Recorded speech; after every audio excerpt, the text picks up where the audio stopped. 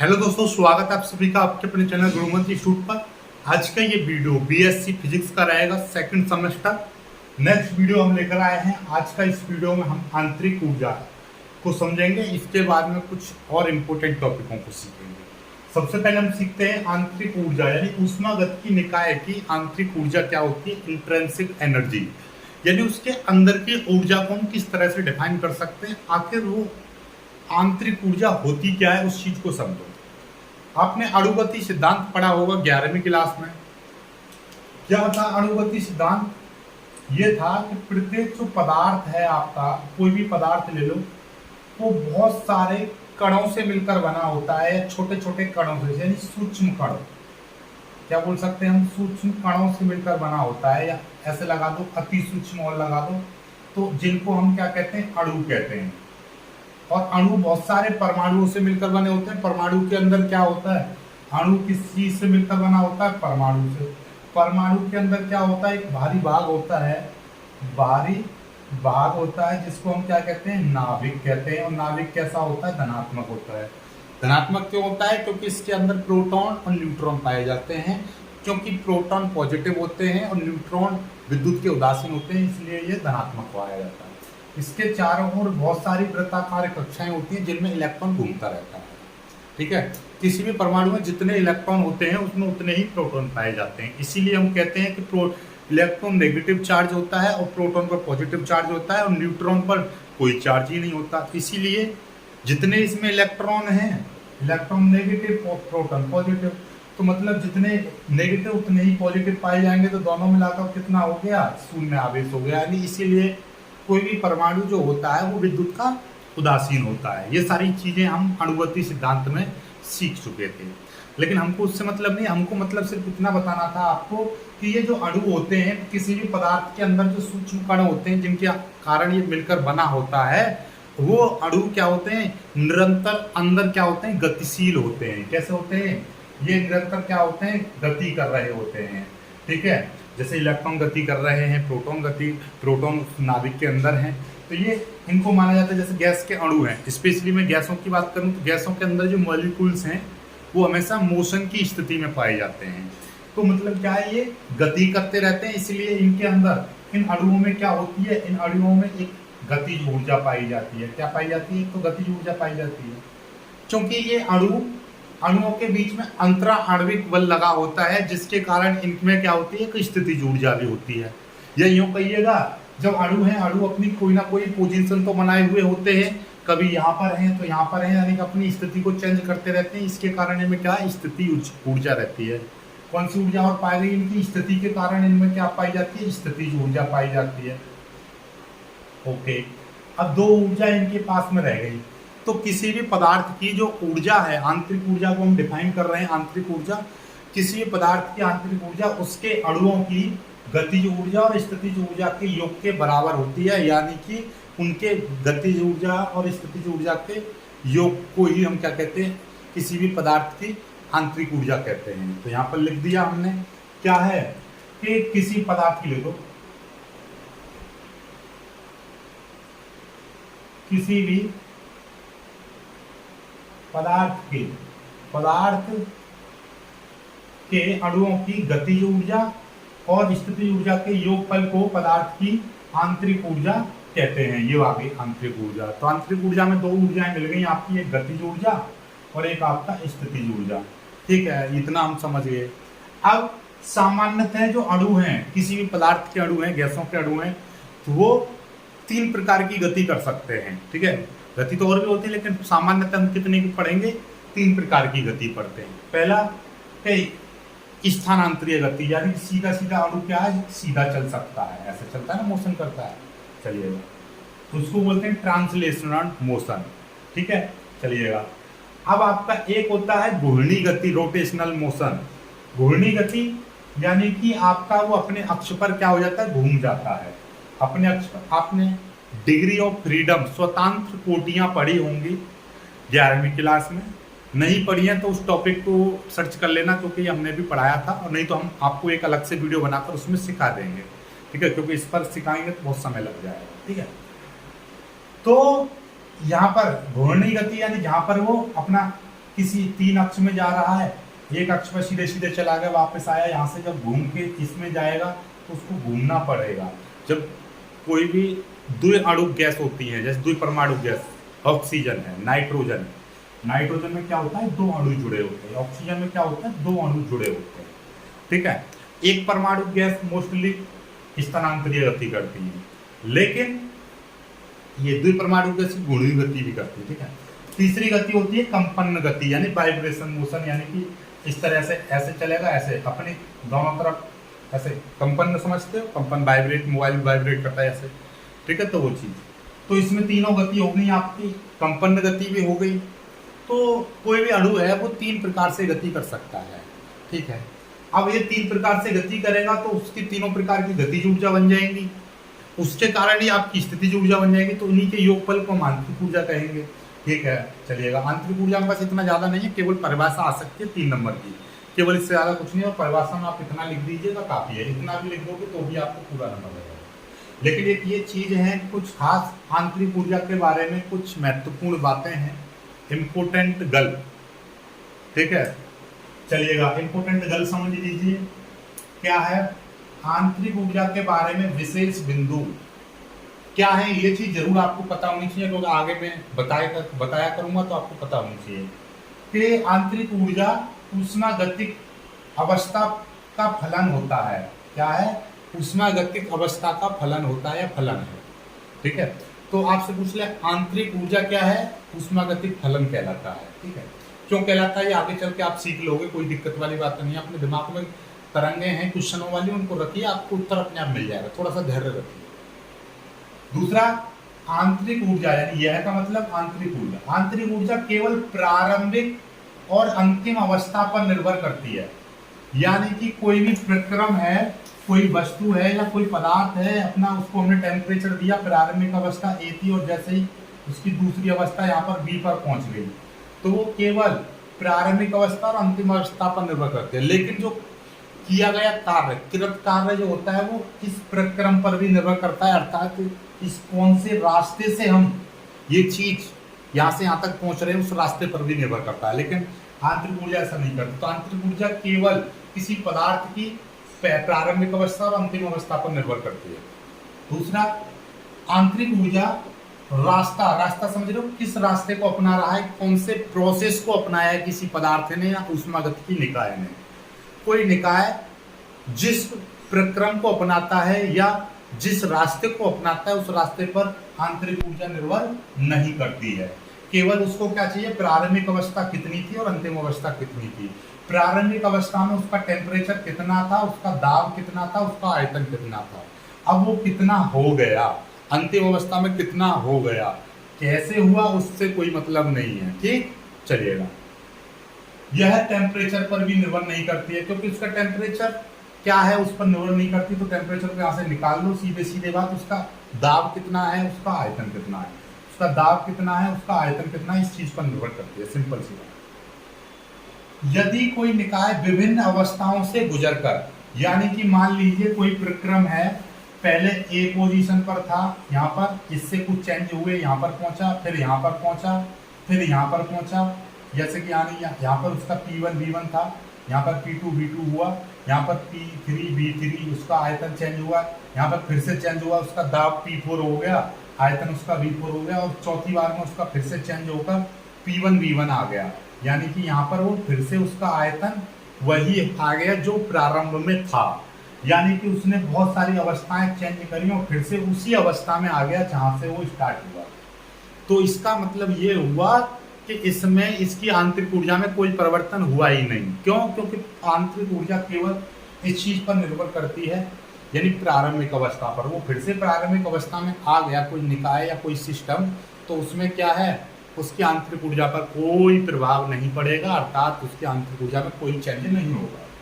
तो ये यदि कोई निकाय विभिन्न अवस्थाओं से गुजरकर, यानी कि पहली अवस्था, दूसरी अवस्था, यानी ए बी सी डी, फिर से ए पर आ जाए, गुजरकर प्रारंभिक अवस्था में आ जाए, तो उसकी आंतरिक ऊर्जा में परिवर्तन शून्य होता है, अर्थात उसकी आंतरिक ऊर्जा में हम कह सकते हैं कि कोई परिवर्तन नहीं हुआ है।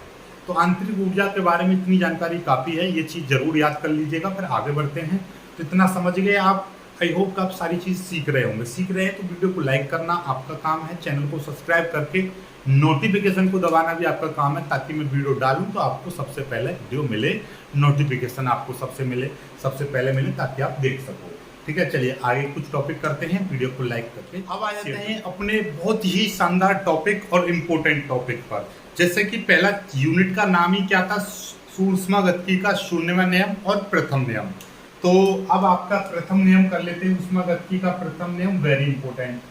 ऊष्मागतिकी का शून्यवां नियम और ऊष्मागतिकी का प्रथम नियम, दोनों परिभाषाओं में से एक परिभाषा डेफिनेटली आपको मिलेगी, वो भी 3.5 नंबर में। याद रखिएगा, इसको समझते हैं। इसको समझने के लिए पहले मैं आपको एक छोटा सा एग्जांपल देता हूँ। जैसे कि सपोज दैट आपके पास ये क्या है, आपकी एक बाइक है। ठीक है, ये क्या है, एक आपकी बाइक है। ठीक है, नो प्रॉब्लम। ठीक है, ये बाइक है, एकदम बेहतरीन वाली, ये ऐसा बना दी हमने। ठीक है, ये बाइक है। अभी इस बाइक में आपका क्या है, इस समय at this time 1 litre petrol है। क्या है, 1 लीटर इसमें क्या है, पेट्रोल है। और यहाँ पर मान लीजिए आपका पेट्रोल पंप है, और आप यहाँ पर इस गाड़ी को चलाकर ले गए, और यहाँ पर आपने क्या किया, इसमें 5 लीटर पेट्रोल और डलवा लिया, और फिर यहाँ से आप यहाँ पर आ गए, या यहीं पर आपने 5 लीटर और पेट्रोल टंकी से बाहर आके फिर आपने अपनी गाड़ी को क्या किया, गाड़ी को आपने चेक किया कि अब आपकी गाड़ी में कितना पेट्रोल है।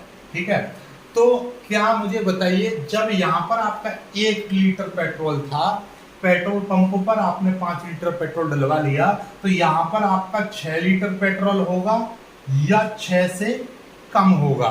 चलिए बताइए मुझे, या 6 से कम होगा, इधर लगा दीजिए। ठीक है, 6 से कम, यहाँ पर क्या होगा, 6 से कम, 6 लीटर से कम। अब आप मुझे कमेंट करके बताइए। तो आपके दिमाग में एक उत्तर आएगा कि सर यहाँ पर 6 लीटर से कम होगा, लेकिन कुछ बहुत प्रतिभाशाली स्टूडेंट्स होंगे जो 6 लीटर समझेंगे, लेकिन ऐसा तो नहीं है। क्यों? क्योंकि यहाँ से यहाँ तक जाने में, स्टार्ट करने में, बंद करने में कुछ ना कुछ पेट्रोल की खपत तो हुई होगी। यदि एक बार भी आप स्टार्ट कर दोगे और बंद कर दोगे तो उसमें भी कुछ ना कुछ, चाहे आपका 0.001 ग्राम या 1 ml पेट्रोल खत्म हुई, पर कम तो हुई। ठीक वही चीज, तो इसका मतलब ये हुआ कि जब आपका ऐसा समझिए, पहले जो थी 1 लीटर, तो इसका मान लो ये इसकी आंतरिक ऊर्जा थी। क्या थी? आंतरिक ऊर्जा। और ये क्या है, जब हम उसको हम ऊर्जा दे रहे हैं, ऐसा समझो, जब हमने किसी पदार्थ को या किसी निकाय को हमने ऊर्जा दी, तो वो ऊर्जा उसकी आंतरिक ऊर्जा को बढ़ा देती है, और कुछ उसका भाग कार्य करने में व्यय हो जाता है। यानी कार्य का मतलब क्या है कि बाइक को यहाँ पे ले गए, पेट्रोल स्टार्ट किया, चेक किया, तो अब मान लीजिए आप कहोगे सर हम यहाँ पे नहीं, यहीं पेट्रोल पंप पे ही चेक करेंगे। कर लो, यहाँ से यहाँ तक जाने में कुछ तो कम हो जाएगी ना 1 लीटर से। पेट्रोल यहाँ पेट्रोल पंप पर ही जब स्टार्ट करके आप चेक करोगे मीटर में, तब भी कुछ ना कुछ तो कम हो ही जाएगी। तो वही चीज़ है। तो वही चीज़ का मतलब ये है कि जब हम किसी भी पदार्थ को या किसी भी निकाय को जब हम ऊर्जा देते हैं, तो वो ऊर्जा 2 भागों में विभक्त हो जाती है। अभी पहले उसका कुछ भाग तो आंतरिक ऊर्जा को बढ़ा देता है, कुछ भाग उसका कार्य करने में नष्ट हो जाता है। इतना समझ लीजिए, है ना? समझ में आई बात? नहीं आई? तो ये चीज़ है। यदि मैं यहाँ पर 1 लीटर है, यदि मैं बोतल में कर भी इसमें 1 लीटर 5 लीटर पेट्रोल डालूंगा, तो कुछ ना कुछ तो उड़ जाएगी, व्यय हो जाएगी। तो फिर भी 6 लीटर पूरी की पूरी नहीं बैठेगी, है। एक बार 5 लीटर पेट्रोल इस बाइक में डालो, उसके बाद में उस पेट्रोल को निकालोगे तो 5 लीटर नहीं मिलेगी, फिर कुछ ना कुछ तो कम हो ही जाएगी। ठीक है, तो वही चीज़ यहाँ पर है। देखो यहाँ पे कुछ मॉडिफाई करके परिभाषा को समझो। यदि हम किसी निकाय को यानी ऊष्मागतिकी निकाय को ऊष्मा दी जाती है, ऊष्मा देते हैं, ठीक है। यदि किसी निकाय को या ऊष्मागतिकी निकाय को ऊष्मा दी जाती है, तो इस ऊष्मा का कुछ भाग निकाय की आंतरिक ऊर्जा में वृद्धि करने में खर्च हो जाएगा, तथा ऊष्मा का शेष भाग ऊष्मागतिकी निकाय द्वारा कार्य करने में व्यय हो जाएगा। समझ में आई? यही ऊष्मागतिकी का प्रथम नियम होता है। यही क्या है? ऊष्मागतिकी का प्रथम नियम होता है, या लिख सकते हो यहाँ पे इस नियम के अनुसार। समझ में आई बात? यानी कि किसी भी निकाय को हम कोई ऊष्मा दें तो ये ऊष्मा उसकी, जब मान ली इसकी ऊर्जा ये थी U थी, तो इसकी ऊर्जा को बढ़ा देगा, ऊर्जा में क्या कर देगा? थोड़ी वृद्धि कर देगा और कुछ भाग इसका कार्य करने में व्यय हो जाएगा। क्योंकि जब ऊष्मा दी जाएगी इस निकाय को तो उस समय कुछ कार्य होगा, उस कार्य करने में भी कुछ ना कुछ ऊर्जा खत्म हो जाएगी। जैसे यहाँ से बाइक लेकर गए आप, इसमें कुछ 1 लीटर ऊर्जा थी और 1 लीटर पेट्रोल थी। जब इसमें हम पेट्रोल डालेंगे 5 लीटर, तो इसका मतलब 1 लीटर में से 5 लीटर डालेंगे 6 लीटर नहीं रहेगी, यानी कि ये पूरी की पूरी ऊष्मा को नहीं बढ़ा देगा, यानी कुछ तो कार्य करने में हो जाएगी। तो हो सकता है कि ये 5.8 लीटर बैठे यहाँ पर, 6 नहीं बैठेगी, तो वो 0.2 लीटर कहाँ गई? वो उस कार्य करने में व्यय होगी। सेम वही कंडीशन है। समझ में आई बात? तो हो गया नियम। तो किसी ऊष्मागतिकी निकाय को जो ऊष्मा देते हैं तो उसका कुछ भाग तो ऊष्मा में वृद्धि करने में, यानी आंतरिक ऊर्जा की वृद्धि करने में, तथा शेष भाग कार्य करने में व्यय हो जाता है।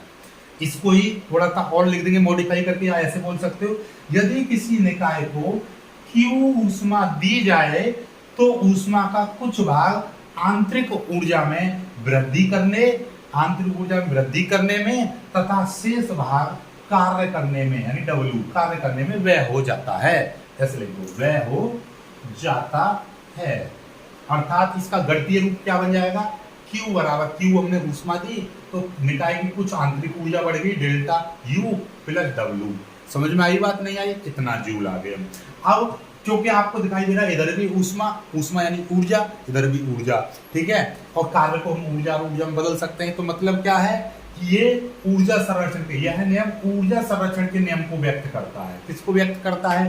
कॉम्पिटिटिव एग्जाम में पूछ लेता है, थर्मोडायनामिक्स का पहला नियम यानी प्रथम नियम किस राशि के संरक्षण पर आधारित है? तो आप कहोगे ऊष्मा के संरक्षण पर आधारित है, यानी कि प्रथम नियम ऊष्मा संरक्षण के नियम को व्यक्त करता है। ठीक, समझ में आई बात? नहीं आई? चलिएगा, क्लियर होगी बात। जैसे मेरे पास में मान लीजिए एक निकाय की 10 जूल ऊर्जा है, यदि मैं इसको 5 जूल और ऊर्जा दूंगा तो ये 5 जूल नहीं, 10 जूल ऊर्जा है, यदि इसको मैं 5 जूल ऊर्जा दूंगा तो 15 जूल नहीं हो जाएगी इस निकाय की ऊर्जा, 14.8, 14.99 या 14.98 इतने जूल ऊर्जा होगी। क्यों? क्योंकि कुछ ना कुछ भाग तो इसमें से कार्य करने में व्यय हो जाएगा, कुछ खर्च हो जाएगा, क्योंकि ऊर्जा वृद्धि करने में भी तो कुछ ना कुछ खर्च होगा ना, कार्य करना पड़ जाएगा, उस कार्य में खत्म हो जाएगा। ठीक है, चलिएगा अब इधर आ जाओ। ऊष्मागतिकी की कुछ भौतिक सार्थकता समझो, इसका भौतिक महत्व समझो। भौतिक महत्व में 3 बातें जरूर लिखनी है, इंपॉर्टेंट है कि ऊष्मा ऊर्जा का ही एक स्वरूप है। ऊष्मा क्या है? ऊर्जा का ही एक स्वरूप है।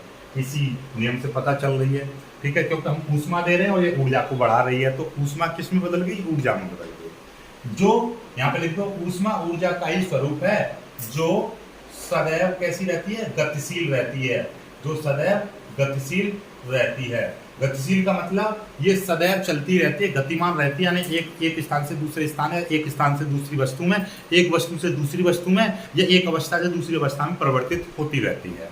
ठीक है, अब हमें सुबह से शाम तक हमारे ऊर्जा का कुछ ना कुछ परिवर्तन होता रहता है। घर से निकलते हैं, स्कूल जाते हैं तो कुछ और एनर्जी होती है, स्कूल में बैठकर कुछ और एनर्जी रहती है, पूरे दिन हम क्या करते हैं? लंच में घूमे घामे, और शाम तक जब छुट्टी होकर जब घर आते हैं तो एक अलग एनर्जी होती है, बिल्कुल एकदम शरीर एकदम मुरझाया सा हो जाता है। शाम को फिर कोचिंग जाएंगे तो कुछ अलग एनर्जी होती है। तो हर समय एनर्जी कैसी होती है? गतिशील रहती है, यानी ऊष्मा आपकी गतिशील रहती है, ऊर्जा आपकी गतिशील रहती है। ठीक, चलिएगा। ऊष्मागतिकी निकाय में ऊर्जा कैसी रहती है? संरक्षित रहती है, पहले ही बता दिया, ऊर्जा हमेशा कंजर्व रहती है। ठीक है, पूरे सिस्टम की यदि ऊर्जा निकालेंगे तो वो हमेशा बराबर रहेगी। यदि हम इसको कुछ भी ऊष्मा देंगे तो इसकी और इसकी दोनों की ऊष्मा निकालेंगे तो बराबर बैठेगी। ठीक है, चलिएगा। ऊष्मागतिकी निकाय में आंतरिक ऊर्जा होती है जो प्रारंभिक और अंतिम अवस्था पर निर्भर करती है, ये पहले ही बताया था। ठीक है, आंतरिक ऊर्जा के बारे में, आंतरिक ऊर्जा प्रारंभिक अवस्था और अंतिम अवस्था पर निर्भर करती है, इसीलिए हम इसको क्या बोलते हैं? अवस्था फलन कहते हैं। अर्थात ऊष्मागतिकी आंतरिक ऊर्जा क्या है? तो आपको क्या बोलेंगे हम? जो आंतरिक ऊर्जा है यही आपकी क्या है? आंतरिक ऊर्जा ही आपका क्या है? ऊष्मागतिकी का अवस्था फलन है, इसी को हम अवस्था फलन कहते हैं। आगे चल के और सीखोगे इसके बारे में और जानकारी, ठीक है। चलिएगा, ऊष्मागतिकी नियम की कुछ सीमाएं भी हैं, ठीक है, जो नोट्स में मिल जाएंगे, लेकिन फिलहाल मैं आपको नॉर्मली समझाऊं। ऐसा मान लीजिए कि ऊष्मा, कोई किसी निकाय को हमने Q ऊष्मा दी, तो दो सीमा ऐसा समझो, ना तो ये पूरी की पूरी ऊष्मा को उस निकाय की आंतरिक ऊर्जा में वृद्धि करने में व्यय कर देता, और ना ही कार्य में। इसका मतलब ये है कि भाई जो आपने ऊष्मा दे रहे हैं किसी निकाय को आप ऊष्मा दे रहे हैं, तो इसका मतलब ये नहीं है कि 100% ऊष्मा किसमें या कार्य करने में व्यय हो जाए, भाई इसमें कार्य करने में या आंतरिक ऊर्जा की वृद्धि करने में। समझ, ये ऊष्मा दो भागों में व्यक्त होती है, आंतरिक ऊर्जा की वृद्धि करने में और कार्य करने में। देखो, इसका कुछ भाग तो निकाय की आंतरिक ऊर्जा में वृद्धि करने में व्यय होता है, और शेष भाग ऊष्मागतिकी निकाय द्वारा कार्य करने में व्यय होता है। तो कार्य करने में व्यय होगा कुछ भाग इस ऊष्मा का, और कुछ भाग ऊर्जा बढ़ाने में होगा। तो इसकी सीमा यही है, इसकी लिमिट यही है, लिमिटेशन, कि ऐसा नहीं है कि ये सारी की सारी ऊष्मा उसके निकाय की आंतरिक ऊर्जा को ही बढ़ा दे, कार्य करने में जीरो रहे, या ऐसा नहीं है कि ये ऊष्मा इसके कार्य करने में ही व्यय हो जाए, आंतरिक ऊर्जा ना बढ़ाए। समझ में आई? जैसे कि मान लीजिए कि ये आपका 10 जूल ऊष्मा है, यानी 10 जूल इसकी आंतरिक ऊर्जा है, हम इसको 100 जूल ऊष्मा दे रहे हैं, तो इसका मतलब ये नहीं है कि भैया ये ही चीज बढ़ जाए, कार्य कुछ ना हो, कार्य भी कुछ ना कुछ होगा और ये भी कुछ ना कुछ होगा, ठीक है। ऐसा नहीं है, या फिर ऐसा ही मत सोच लेना कि सारी ही ऊष्मा कार्य करने में व्यय हो जाएगी, यानी कि दोनों को बैलेंस करके चलती है। और भी कई सारी लिमिटेशन हैं जो आपको नोट्स में मिल जाएगी। अब इतना वीडियो में काफ़ी है, वीडियो को लाइक कीजिएगा, शेयर कीजिएगा और चैनल को सब्सक्राइब जरूर कर लीजिएगा। और वीडियो कैसा लग रहा है, समझ में कुछ आ रहा है या नहीं आ रहा है, तो इसको कमेंट करके जरूर बताइएगा। मिलेंगे खूबसूरत वीडियो में, तब तक के लिए बाय बाय, जय हिंद।